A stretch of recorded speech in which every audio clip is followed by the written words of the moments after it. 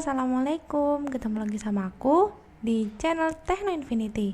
Nah, di segmen EduShare yang ke-6 ini kita akan ngebahas tentang proses pencatatan keuangan.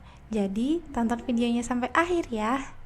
Yuk, kita langsung aja ke materinya.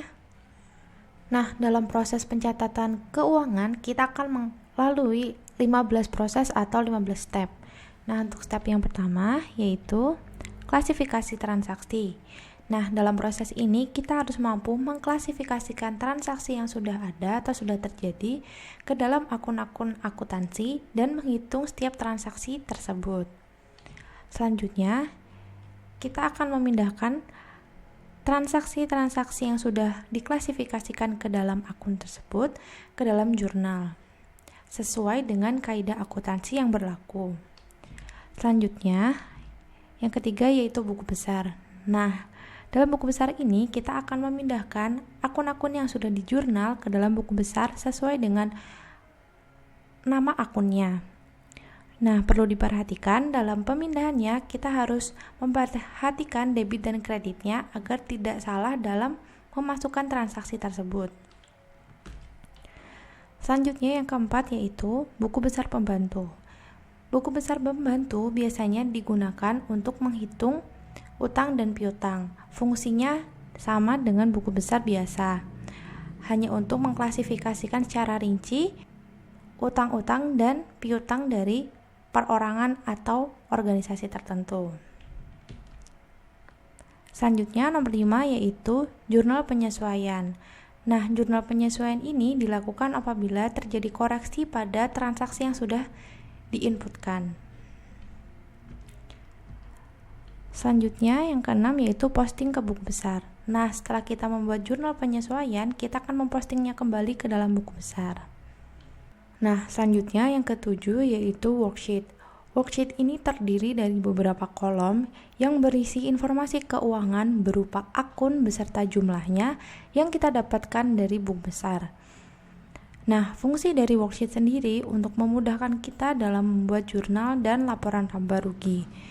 Nah, pada worksheet ini terdapat beberapa kolom yang saling berpasangan. Nah, dalam setiap pasangan kolom itu, jumlah akhir dari setiap kolom harus sama atau balance. Nah, lanjut ke nomor 8 yaitu laporan laba rugi. Nah, untuk pembuatan laporan laba rugi, kita hanya perlu memindahkan angka-angka pada kolom laba rugi yang ada di worksheet ke dalam laporan laba rugi untuk mengetahui perusahaan tersebut mengalami laba atau rugi. Nah, selanjutnya nomor 9 yaitu neraca. Nah, pada proses pembuatan neraca, kita tinggal memindahkan angka-angka dan akun-akun yang ada pada kolom neraca di worksheet ke dalam neraca. Nah, neraca sendiri berfungsi untuk mengetahui berapakah jumlah aset, kewajiban, dan modal dari perusahaan tersebut pada akhir periode. Selanjutnya yang ke-10 yaitu laporan perubahan modal. Nah, laporan perubahan modal ini berfungsi untuk mengetahui perubahan modal dari awal periode sampai akhir periode. Nah, selanjutnya itu nomor 11. Laporan arus kas. Nah, laporan arus kas ini berisi rincian dari pengeluaran serta pemasukan perusahaan. Selanjutnya yaitu nomor 12, catatan atas laporan keuangan atau CALK. Nah, CALK ini bersifat opsional. Biasanya hanya perusahaan besar yang telah go public lah yang membuat CALK. CALK sendiri berisi informasi tentang laporan keuangan dari perusahaan secara terperinci untuk memudahkan para pengguna atau pihak-pihak yang berkepentingan dalam memahami laporan keuangan milik perusahaan tersebut. Nah, selanjutnya yaitu yang ke-13 adalah kita harus membuat daftar akun yang akan ditutup. Fungsi untuk penutupan akun ini adalah untuk mengenolkan akun-akun tertentu yang bersifat sementara. Nah, akun-akun tersebut diantaranya adalah beban, saldo laba rugi, privo, dan pendapatan. Selanjutnya itu yang ke-14, membuat jurnal penutup. Nah, jurnal penutup ini kita hanya perlu membalik akun-akun yang akan ditutup dengan akun laba rugi. Nah, yang terakhir yaitu ke-15 adalah posting ke buku besar. Nah, setelah kita membuat jurnal penutup, kita akan memposting jurnal tersebut ke dalam buku besar seperti proses-proses sebelumnya.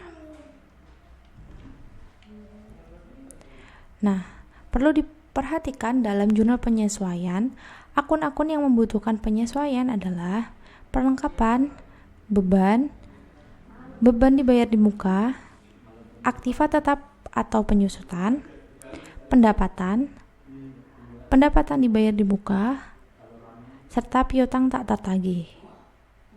Hal yang perlu diperhatikan dalam jurnal penutup, akun-akun yang perlu ditutup dalam jurnal penutup adalah beban, saldo dari laba rugi, prive, dan pendapatan. Selanjutnya itu kaidah pembuatan jurnal penutup.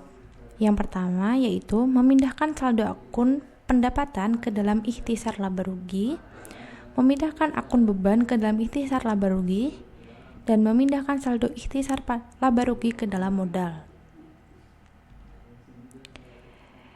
Dan yang terakhir yaitu memindahkan saldo akun penarikan ke dalam modal. Nah, berikut adalah materi dari proses pencatatan keuangan. Semoga video ini bermanfaat dan jangan lupa like, komen, subscribe, dan share ke teman-teman kalian kalau video ini bermanfaat. Makasih.